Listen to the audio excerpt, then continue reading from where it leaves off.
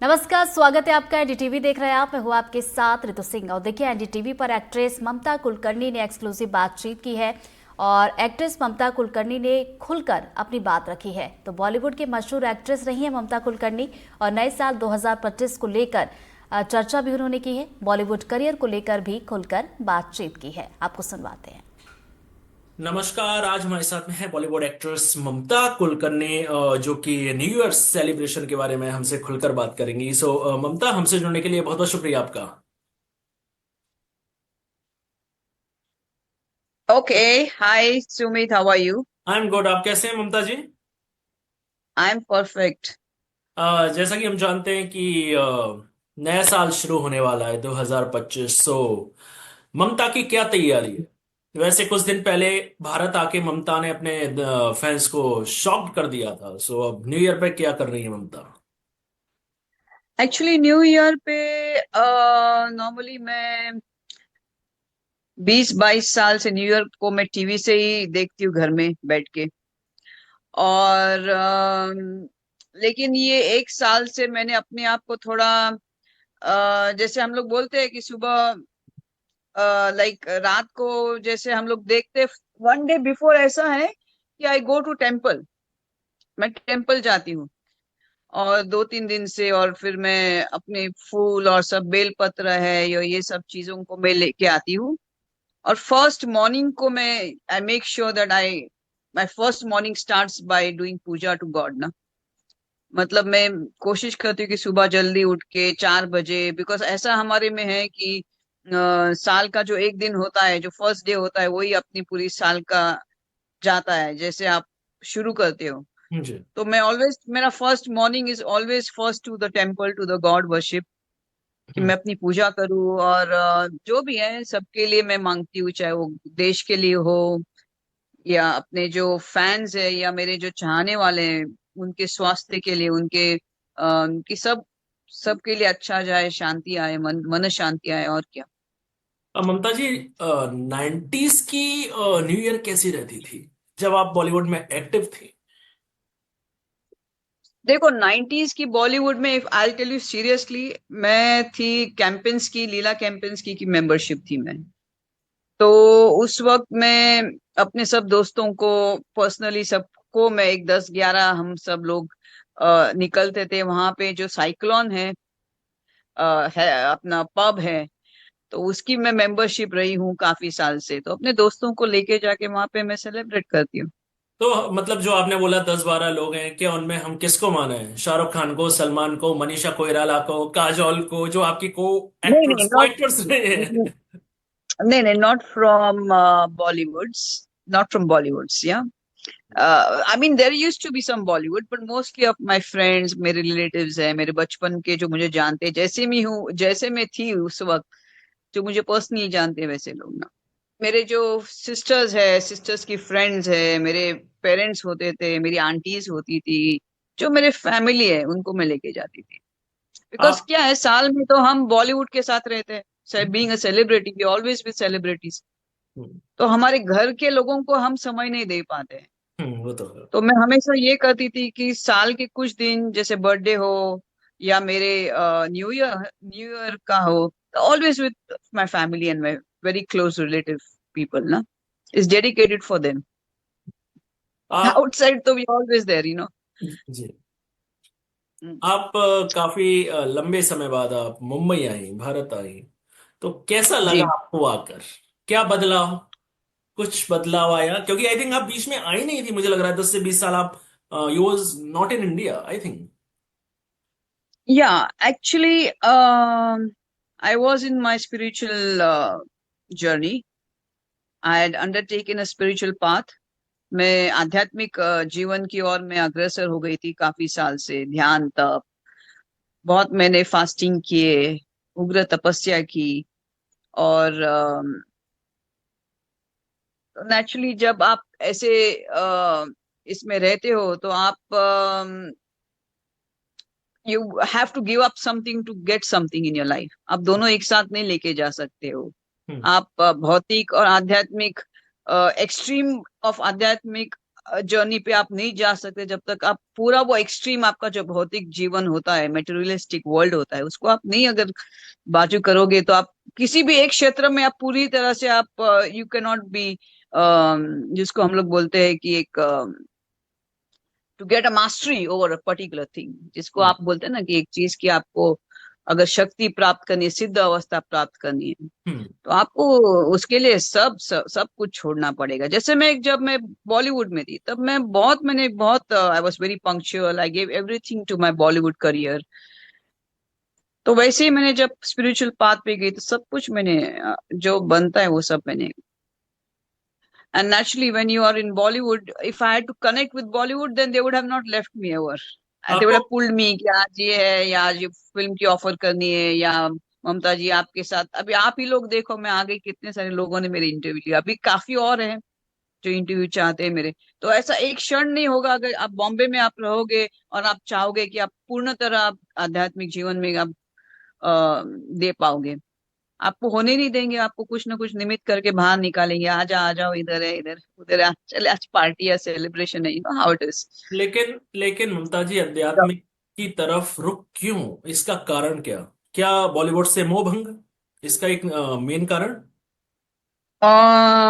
नहीं, मोह भंग तो मैं नहीं कहूंगी, मोह भंग करना ये नहीं होता है, हर चीज की एक पूर्णता होती है। इवन जब आप बॉलीवुड में रहते हो, मैंने सब कुछ देख लिया था, काफी फटाफट मेरी फिल्में चली, बहुत हम्म। जल्दी मुझे सुपरस्टारडम प्राप्त हो गया, काफी मैंने 50 से 100 कॉन्सर्ट्स किए मैंने नेशनल इंटरनेशनल लेवल पे जाके, हम्म। और काफी लोगों से मिल चुकी हूँ मैं। हम्म। तो 3-4 बार मैं सुल्तान ऑफ ब्रुनाई के किंगडम में जाके आ चुकी हूँ, उसकी उनकी जो डॉटर है प्रिंसेस हमीदा है, वो मेरी काफी बड़ी फैन रह चुकी है। तो ऐसे 4 बार मुझे उनके वहां जाना पड़ा। तो ये सब देखा मैंने, अपने अंदर की एक मेटेरियलिस्टिक जो भूख होती है वो खत्म हो गई थी, हम्म। तृप्त हो गई थी मैं। हम्म। तो अभी रह क्या गया था? भगवान, कि वो भी देखो, वो भी क्या जीवन होता है। जैसे गौतम बुद्धा को अपने राजा ने, अपने पिता ने सब कुछ उनको दिया था, उनको इतना मतलब उनको अय्याशियों में बांध के रखा कि उनको इनफैक्ट निर्देशक था सब लोगों को कि इनको यहाँ से बाहर जाने की कैसी भी उनकी सोच नहीं होनी चाहिए, उनको इतना व्यस्त कर दो सब, चाहे वो मदिरा में हो, औरतों में हो, गर्ल्स में हो। फिर क्या हो गया, अल्टीमेटली वो पक गए, इतनी उनको लग्जरी लाइफ मिली कि वो पक गए कि एक दिन बोले चलो बाहर जाके देख ही लेते कि क्या जीवन है, बहुत देख लिया पैलेस के अंदर। तो क्या हो गया, एक दिन वो निकल गए तो फिनिश उनका, बिकॉज जिसके लिए उनका जन्म हुआ था, उन्होंने देखा कि एक भूखा है, एक प्यासा है, एक बीमार है, और एक मरा हुआ आदमी, ये 3 व्यक्ति उनके सामने आ गए, और उसके अंदर की प्रश्न शुरू हो गए कि मैं भी मरूंगा, मैं भी बीमार होऊंगा, तो किस चीज के लिए ये सब है? हम्म। तो जिसको वाकई जीवन बोलते हैं उसके और अग्रसर हो जाओ, और क्या है। अभी तो आप मेरा भी ऐसा ही पीछा हो गया। अभी आप किस किस से मिली मुंबई आकर? अपने को एक्टर्स किसी से मुलाकात नहीं, हुई? नहीं, मैं किसी से नहीं मिली, बिकॉज मैंने अभी तक उस चीज को लेके अभी यही नहीं किया कि मुझे बॉलीवुड में आना है, जाना है, मुझे अभी ये सब चीज में नहीं आने का है। I am not into Bollywood, neither I have given a thought that I should be in Bollywood, but इसलिए मैंने अभी तक उस तरफ कोई झुकाव नहीं किया ना। मुझे ऐसे 2-3 मुझे ऑफर्स हो गए for making a biopic on me. तो अभी मैं उस ऑफर्स की, और अभी मैं थोड़ा सोच रही हूँ क्या करने का, किसको चूज करने का, नहीं करने का, जो भी मुझे इंटरेस्टिंग हो जाएगा मैं शायद उसको पिकअप करूंगी। अभी बीते महीनों करण अर्जुन रिलीज हुई थी, जी, अगर आपको पता हो तो कुछ रिव्यूज जी, आपको जी। आए? क्योंकि आपका किरदार तो मुझे लग रहा है बाकी सारे एक्टर्स पर भारी था। नहीं, नहीं, ऐसा कुछ नहीं होता है, ऐसा लोग बोलते हैं। वो समय था मेरा 1995 में, मेरी 7 पिक्चरें लगी थी, आंदोलन लगी थी, हम्म। काफी मेरी 7-8 फिल्म सब की सब चली। एक दौर होता है, एक समय होता है। हम्म। और I am very happy that कि डायरेक्टर्स गेव मी, जो भी मेरा काम मुझे दिया मैंने उनको ईमानदारी से, मैंने उसको, भारी वारी नहीं होता है, कभी कभी हो जाता है ऐसा। अब ममता जी, मैं एक सवाल आपसे जरूर मेरे ये दिमाग में था कि मैं आपसे ये जरूर पूछूंगा कि करण अर्जुन का एक जो गाना था आपका, जी। आप समझ गई होंगी मैं किसके बारे में बात कर रहा हूँ, छत पे सोया था बहन हुई। तो हम्म।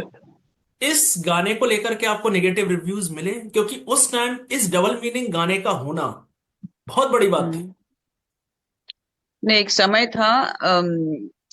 नहीं, इस पे मुझे नहीं मालूम था। मुझे इतना मालूम था कि राकेश जी ये पिक्चर देख रहे थे थिएटर के अंदर, फर्स्ट डे फर्स्ट शो। और मेरे और एक डायरेक्टर थे, मिस्टर एन चंद्रा। उन्होंने मेरी फर्स्ट डे फर्स्ट शो जाके देख देख के आ गए। उस वक्त क्या था कि मैं काफी बिजी हो गई थी, मेरे पास काफी फिल्में उस वक्त होती थी। तो मुझे मेरी फिल्म, जब मैं बॉलीवुड छोड़ी मैंने, उसके बाद मैंने ये पिक्चर देखी, करण अर्जुन। लेकिन मैंने फर्स्ट फोन कॉल किया एन चंद्रा को। मैंने कहा, एन चंद्रा जी, कसं वाटलं पिक्चर माझं? तर मला म्हणतात, Mamata, you are, there are only two people got response in the theater. One is Shahrukh Khan's entry and one is your entry. मतलब इतनी आवाज एक थिएटर में थी, क्योंकि एन चंद्रा जी वहां बैठे थे। तो वो बोलते, सब तुम्हारा जो एंट्री है कि मैं लात मारती हूँ एक आदमियों को, बिकॉज मेरे फादर होते हैं वो, मेरे लिए मतलब लड़के ढूंढते लेके आते हैं कि इससे शादी करो, इससे। तो मेरा फर्स्ट एंट्री शॉट ये कि मैं उसको लात मार के बाहर निकाल देती हूँ। तो मुझे एन चंद्रा जी बोलते, जब तुमने लात मारी ना, बोलते सब सीटियां आती और सब पैसे उनके ऊपर ही गिर गए। कभी ऐसा हुआ ममता जी कि आपके उस गाने पे कहते हैं ना कि कंकड़ियां, पैसे थिएटर्स में फेंके जाते हैं, हाँ हाँ ऐसा हाँ, तो हुआ? बोलो ना, मेरी मेरी मेरी एक लात पे, वो जो लात मारती हूँ लड़के को बाहर फेंकती हूँ कि पिताजी को बोलती हूँ, ये सब क्या से आलतू फालतू लोगों को मेरे लिए शादी करने के लिए लेके आ गए करके, और मैं लात मारती हूँ। तो एन चंद्रा जी बोलते हैं कि वो बहुत, वो कुछ वो क्या बोलते हैं अपना वो, बिकॉज उस वक्त स्टॉल होता था, अपर स्टॉल होता था, मुझे नहीं मालूम अभी कैसा है, लेकिन उस अपर स्टॉल से सब वो पैसे एन चंद्रा जी के सर के ऊपर गिर गए। और फिर वो बोलते, वो जो ये गाना शुरू हो गया, ये जो आप बोलते हैं, राणा जी माफ कर दा, तो करना बोलते जी। कुछ सुनने को नहीं हो रहा था थिएटर के अंदर। बोलते इतनी सीटियां, इतनी अभी मैडनेस भी चल रही थी कि अभी कुछ भी आवाज ही नहीं शादियों आ में रहा था। अभी भी शादियों में ये गाना चलता है, डांस करते हैं लोग, थिरकते हैं इस गाने पर, हाँ, महिला हो या या पुरुष हो।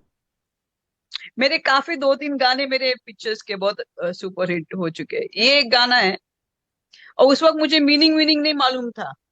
मैं यड़ी सी थी, तो मुझे सिर्फ वो ये था कि डांस क्या है, स्टेप्स क्या है, बाकी मुझे नहीं मालूम उसका मीनिंग क्या है। उसका राणा जी कौन, माफ कर देना। अभी मैं थोड़ा वो ध्यान व्यान करने के बाद थोड़ी मैं मैच्योर्ड हो गई। उस वक्त मैं थोड़ी बच्ची जैसी थी, तो मुझे नहीं मालूम उसका मीनिंग वीनिंग क्या होता था। मैं सिर्फ देखती थी, मुझे क्या, मेरा क्या स्टेप है, क्या मूवमेंट है, बस वो करके मैं बैठ जाती थी, अभी मैं उसका थोड़ी होशियार हो गई, मेच्योर्ड हो गई। और मैं बोलती, अरे अरे अरे, क्या गाना है, क्या क्या वर्ड्स है, वाह वाह वाह, ऐसा करती अ, ममता जी, जाते जाते एक आखिरी सवाल, हम ये हूँ। उम्मीद करें कि 2025 में ममता हमको किसी फिल्म में नजर आने वाली? नहीं नहीं नहीं नहीं, वो तो नहीं होगा। वैसी कोई मुझे उम्मीद, मतलब अंदर से इच्छा नहीं है। लेकिन हाँ, मैं कभी कभी ऐसे किसी को, अगर मुझे किसी स्पिरिचुअल डिबेट हो या किसी अपना पॉलिटिकल डिबेट हो, किसके ऊपर न्यूट्रल मुझे अगर मेरी ओपिनियन देनी है, तो I am really available for all that, या। ऑफर तो आपके पास आ रहे होंगे, आई एम श्योर, फिल्म या सीरीज के। आई डोंट नो, अभी तक तो नहीं आए। जी। People do want to make a biopic. I have got offer almost 2 years back. 2 साल पहले ही मुझे 2-3 ऑफर्स आए थे बायोपिक के लिए। मैंने बोला, अभी रुको, मेरी केस खत्म होने दो, फिर हम लोग देख लेते हैं। तो मैंने उसको होल्ड पे रखा है एक्चुअली। सो ममता जी, हमसे जुड़ने के लिए बहुत बहुत शुक्रिया, तमाम जानकारी के लिए बहुत बहुत शुक्रिया आपका। Okay, thank you. Thank you, thanks very thank much.